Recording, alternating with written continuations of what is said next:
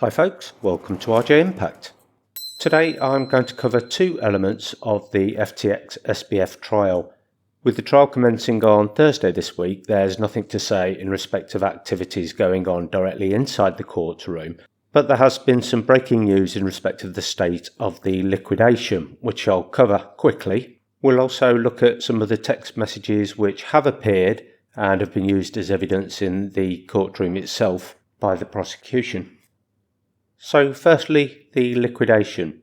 Since the collapse of FTX and Alameda and all of the related group companies in 2022, the liquidators have been spending their time collecting the assets, recovering assets, taking court cases where appropriate to recover assets. And they're not just collecting crypto or fiat currency assets, they're going after things like properties, planes, and anything else they can get their hands on that they say should be available for a distribution to FTX creditors. So whilst some of those assets that they're trying to collect are going to get bogged down in litigation, which will probably take years, they have collected in the meantime a very significant amount of crypto and fiat, which they have in their own trust bank accounts available for distribution. On the other hand, the creditors of FTX, that is primarily the customers who put money into the exchange and have been trying to get it back, have pulled together and have used lawyers to represent their interests.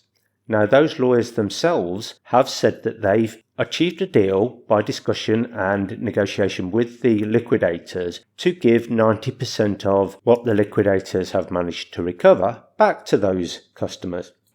Now, very important here, the 90% is not 90% of what those people or customers initially put into FTX, but 90% of what the liquidators have managed to recover so far. It is not known what that means in terms of how many cents on the dollar people will actually recover as a percentage when all's said and done and things are finalised. So now the lawyers acting on behalf of those creditors will need to get a consensus that the deal can be agreed and the 90% distribution can go ahead. There is a second element to the negotiation or the deal, and that is that customers who manage to get assets from the company just after the CoinDesk article, and that was the one that really set the ball rolling in respect of the withdrawals and the implosion, will need to give back 15% of their funds, or those funds they recovered, in exchange for freedom from the bankruptcy liquidators. So essentially what's happening there is that the liquidators are saying at the time of that article, Alameda and FTX were essentially insolvent. So therefore, anything that happened after that in terms of funds going out of the group should be reversed and that those funds be available for the whole pool of creditor, including the people who withdrew, in a fair ratio. Now, this point is actually arguable, and so what the liquidators have said is that those people who did withdraw in the 9-day period after that article and before FTX collapsed entirely, if they gave back 15% of those funds, they would have freedom from the bankruptcy liquidators. In other words, they would keep 85% of what they withdrew and would have no risk of any future litigation from the liquidators. So that news broke over the last few days, and we have yet to see whether or not the creditors form a consensus as to whether they will accept or not. The lawyers who negotiated the deal are saying it's a great deal, but they would do, wouldn't they? And so we move to our second point on the text messages that have been used during the trial to support evidence against Sam Bankman-Fried. SBF made it clear to people he was working with that they should use apps that auto-destroy messages. As a result, there are not that many smoking gun type messages that the prosecution have been able to bring into court. And what they've been doing is relying on direct conversations that some of the key figures like Caroline Ellison, Gary Wang, Nishad Singh, etc. had with Sam Bankman-Fried about the events going on in FTX. However, some of those messages have persisted because people took screenshots or didn't turn off the auto-delete as requested. And we're going to have a look at some of those now. There was a Signal group called Small Group Chat, including Ellison, Bankman-Fried, Joe Bankman, that's Sam Bankman-Fried's father, as well as some other senior members of the FTX group. Ryan Miller, the company's general counsel, an ex-operating chief called Constance Wang, as well as some of the witnesses we've heard already like Salome, Wang, and others. Here we see a message from the 7th of November, just as things were starting to turn really bad, and Sam Bankman-Fried is saying things like we should halt withdrawals and haircut assets, but also things like send a confident tweet thread out. In other words, things were bad on the inside, SBF knew that, but outside or to the general public, it was all fine and dandy. We'd already seen one tweet in court, FTX is fine, assets are fine. And he wrote that on the same day as this message. Clearly things weren't all fine, assets weren't all fine. The reach out to Bridger, Dustin Silverlake, etc. here is their attempts to contact some VCs to try and get emergency funds effectively to keep them afloat. A tweet member called Moon on the same day said, "Can't wait for my FTX airdrop for not moving any of my funds." What they're doing is saying, I think things are all right, I'm going to stay with FTX and perhaps I'll get rewarded with some kind of additional shares, crypto, whatever, if I do. It was Ryan Salome who shared this with the group.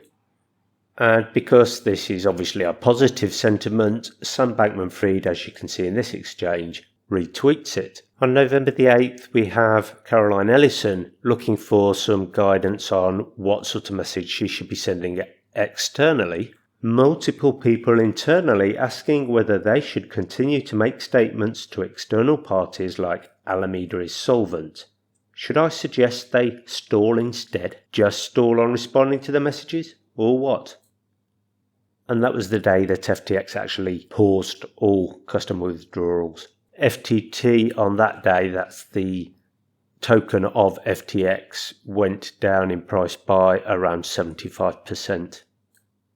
On the group itself on November the 9th, Caroline Ellison looked to the group for further guidance on how to handle the all-employee or all-hands meeting of about 30 employees at Alameda. You can find a recording of that meeting on my channel, and I'll put a link here for anyone interested in following that up. So the things that were discussed were things like whether she should say Alameda is probably going to wind down and no pressure to stay, but with stuff like making sure our lenders get paid, it would be good if you could help out, it would be super appreciated. And Sam Bankman-Fried said drop the carrot of maybe some of those super excited people might be retained, being a future of some sort for those who are excited, he wrote.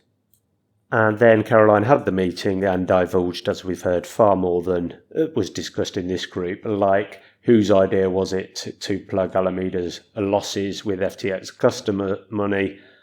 Sam, I guess, was her now infamous response to that as she giggled. We got some insight as to the extent of the withdrawals that were going on, that's for sure. Singh, that's Nishad Singh, was saying that we had lots of withdrawals on FTX and they're queuing up, with changes of 1.25 billion in the last day, 230 million in the last 3 hours, and 120 million in the last hour alone.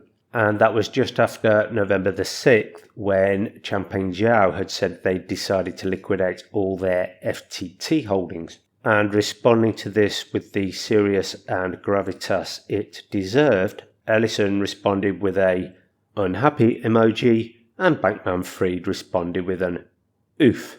Ellison herself tried to figure out what to say internally, including to some senior people like Ryan Salome about what was going on. Ryan is asking me if FTX can meet all withdrawals. What should I say?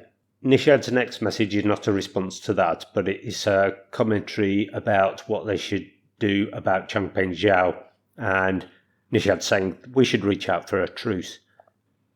And between them here, they don't really know what the impact of that would be. In respect of the response to Ellison's request about what she should say to Salome, Sam Bankman-Fried said maybe something like, we can meet a turn, although it's getting large. I don't know. Decisive leadership there, surely. Anyway, Sam concludes by saying, I think CZ's endorsement is fairly unlikely. So they did respond to CZ's decision to liquidate all its FTT tokens eventually by saying, yes, we'll tweet out, great, we'd like to make an offer to buy it all at $22. Clearly an attempt to underpin the price in the marketplace. We know she did end up sending that tweet out, and Sam Bankman-Fried's thoughts on it were, I think the main point here is just to counter the PR narrative, and Binance probably won't take us up on it. I also think, for what it's worth, that the market is likely to buy more if we tweet it, but I don't know. Interesting little exchange here about the dichotomy between the personas of Caroline Ellison and Sam Bankman-Fried. They were discussing a visit by Michael Lewis, who eventually went on to write the book Going Infinite, and Caroline Ellison saying that we should keep it under the radar, and Sam Bankman-Fried is saying exactly the opposite. There was another group called People of the House, and that's in respect of the penthouse where a number of the senior employees of FTX lived, and this one was about how much rent they should pay. To cut to the chase, at the very end here, it says, I'm totally fine, excited if others want to have some economic exposure to it, but have been assuming that it's basically just Alameda paying for it in the end. And my thoughts on that were that, well, have it for free, or have the rental for free, I should clarify. If you remember the testimony of Nishad Singh, he talked about the $1.3 billion of campaign donations that were made over time. And his argument at the time was, I just pressed buttons, they used my personal bank account to hold monies, and they decided where the money went. Well, here he is interacting on another group, talking about him being adverse to explicitly woke stuff, and it was hard to interact productively with Democrats without that. And another member, Sadowski, called him the centre-left face of our spending. The defence didn't make much of this, did they? They should say, here is somebody that's saying they didn't interact, yet here they are clearly interacting with this campaign donation stuff. Hence, credibility of Nishad Singh should be questioned somewhat. When everything had come to light in the very final days of FTX's implosion, Caroline Ellison and Sam Bankman-Fried had an exchange, and Caroline saying here, this was such a bad prediction, this is the best mood I've been in like a year, to be honest. And she's copied in an older text when she said, if things get bad, I don't think I'm going to handle it well. Sam Bankman-Fried's response was, wow. Congrats. Because shit's exciting? ? I think I just had an increasing dread of this day that was weighing on me for a long time, and now that it's actually happening, it just feels great to get it over with one way or another. So there you have it, some of the text messages that the government have brought into court and used as evidence so far.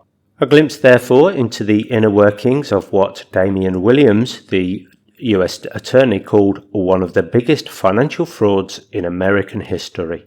All orchestrated by small group chat, people of the house, fellowship discussion, donation processing, and direct messages between individuals. And so as the hand of subscribe presses on the notification bell that's told it that Alameda would buy all its FTT tokens at $22, it really wishes it had sold, as the price is now $1. Bye for now.